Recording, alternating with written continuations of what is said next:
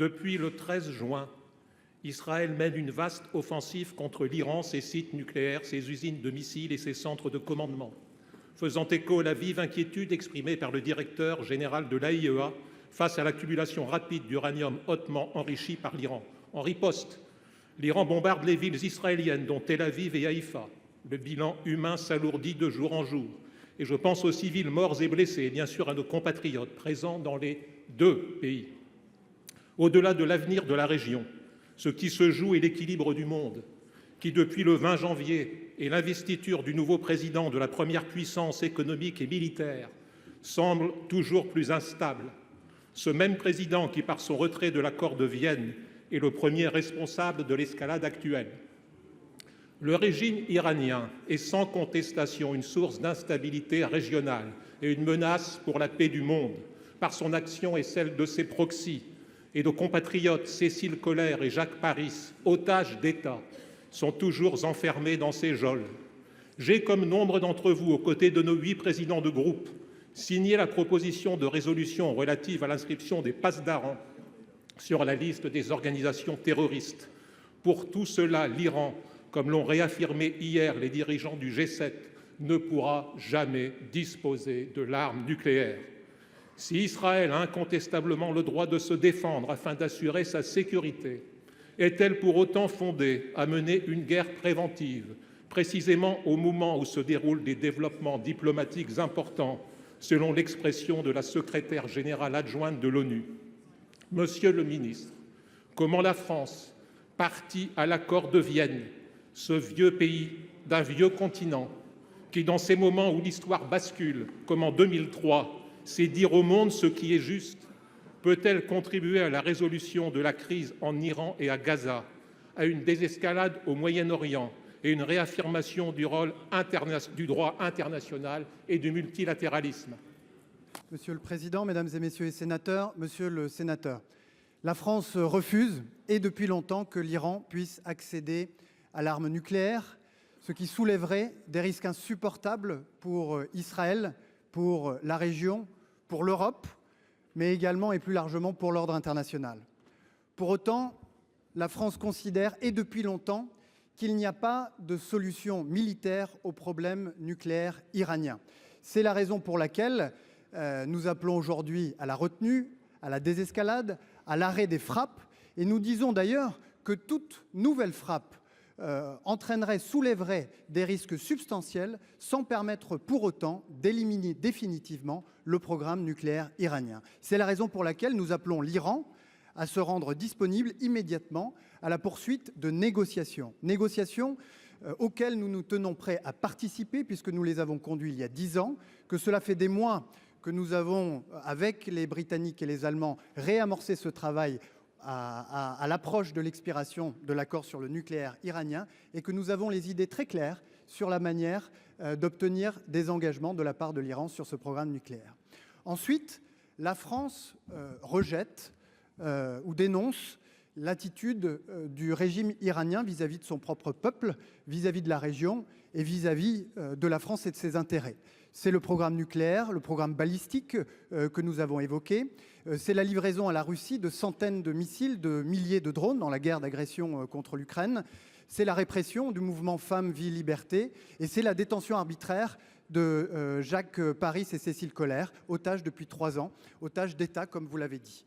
Pour autant, la France défend et promeut le droit des peuples à disposer d'eux-mêmes. Et elle considère qu'on ne vient pas provoquer de changement de régime par la force, qu'il appartient au peuple de décider de leur propre destin et qu'elle fait confiance au peuple iranien pour décider du moment et des circonstances pour se libérer de ce régime contre lequel il a héroïquement résisté. C'est dans cet esprit-là que nous appelons les parties à la désescalade et au dialogue. Madame la ministre du Travail, les négociations entre les partenaires sociaux sur les retraites patinent depuis le début. Elles patinent parce que, tout d'abord, un certain nombre d'organisations syndicales et patronales ont quitté la table, estimant que les conditions de négociation sereines n'étaient pas réunies.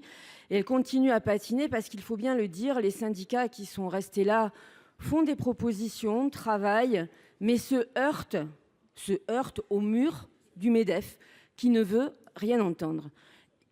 D'ailleurs, après avoir entendu le patron du MEDEF ce matin, on peut douter sérieusement de l'issue de ces négociations, à tel point qu'on peut se demander d'ailleurs si le MEDEF a jamais eu l'intention de négocier réellement. Alors, Madame la Ministre, dans ces conditions, moi je voudrais savoir si l'engagement du gouvernement qui avait été pris par le Premier ministre sera tenu, à savoir celui de revenir devant le Parlement avec au moins les propositions faites par les partenaires sociaux dans le cadre de la présentation d'un nouveau projet de loi. Madame la sénatrice Monique Lubin. D'abord, Madame la sénatrice, comme vous, je voudrais souligner qu'un certain nombre de partenaires sociaux continuent à travailler et rendre hommage au travail qui est le leur, puisque, comme vous le savez, ce sont plus de 6 réunions qui ont eu lieu entre les partenaires sociaux, puis des groupes informels qui ont également travaillé, ce qui veut dire que cela fait maintenant 4 mois qu'avec la mission d'accompagnement sur les retraites, il y a un travail important qui a été effectué. Et donc, j'en arrive à la question que vous m'avez posée, et j'ai sous les yeux ce qui d'ailleurs a été cité hier par le président du groupe socialiste de l'Assemblée nationale, mis sur son compte X et encadré en rouge. Si les partenaires sociaux ne parviennent pas à un accord global, nous présenterons néanmoins les avancées issues des travaux des partenaires sociaux, sous réserve d'un accord politique et d'un équilibre financier global maintenu. Nous présenterons sur cette base un nouveau projet de loi. Ainsi, l'impératif de réforme pourra être satisfait dans une démarche de justice. Je ferme les guillemets, et l'ensemble de ces éléments, c'est le texte du courrier que Monsieur le Premier ministre a adressé aux différents partenaires sociaux, aux partis politiques, au moment de la mise en place du conclave. Telle est la réponse que je pouvais vous apporter. Madame la ministre, je pense que personne n'a vraiment compris si le gouvernement reviendrait devant le Parlement. Parce que moi, quand on me parle d'accord politique, un accord politique, c'est le Parlement, me semble-t-il, hein, qui doit le donner. Et vous avez effectivement relu la phrase « Nous présenterons sur cette base un nouveau projet de loi » si les partenaires sociaux ne parviennent pas à un accord global. Je reprends. Donc, vous n'avez pas répondu à ma question. Nous attendons effectivement que tout ce qui est proposé par les partenaires sociaux soit rediscuté devant le Parlement. Et je voudrais aussi profiter de ces quelques secondes qui me restent pour vous dire que lorsque vous, vos collègues ou d'autres parlent du rapport du corps, il faut commencer par respecter les partenaires sociaux, dont vous dites que vous les respectez. Le rapport du corps, tel qu'il a été présenté, tel qu'il a fuité, et on peut se demander d'ailleurs à qui le crime a servi, n'a pas été approuvé par les partenaires sociaux. Donc j'aimerais qu'on parle du rapport du corps, mais de celui qui a été approuvé par les partenaires sociaux. Monsieur le ministre, je souhaite associer à mon propos mes collègues normands Corinne Féret et Didier Marie. La SNCF a une dette vis-à-vis de la Normandie. Ces mots sont ceux de Guillaume Pépi, alors PDG de la SNCF. Ils ont été prononcés au Havre le 4 mai 2010. 15 ans après, la situation n'a que peu changé.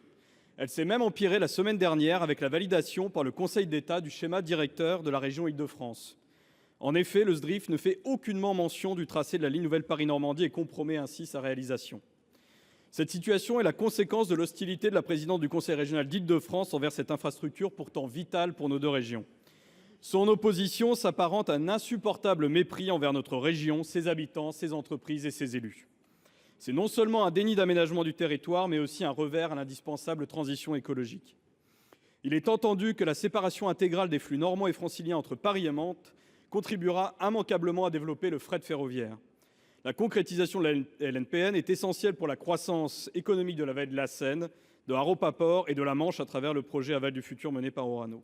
Ce sont les raisons pour lesquelles la Normandie a toujours eu la volonté unanime de trouver un consensus. Nous entendons et respectons les interrogations exprimées par une partie des Yvelinois. Il faut y apporter des réponses concrètes.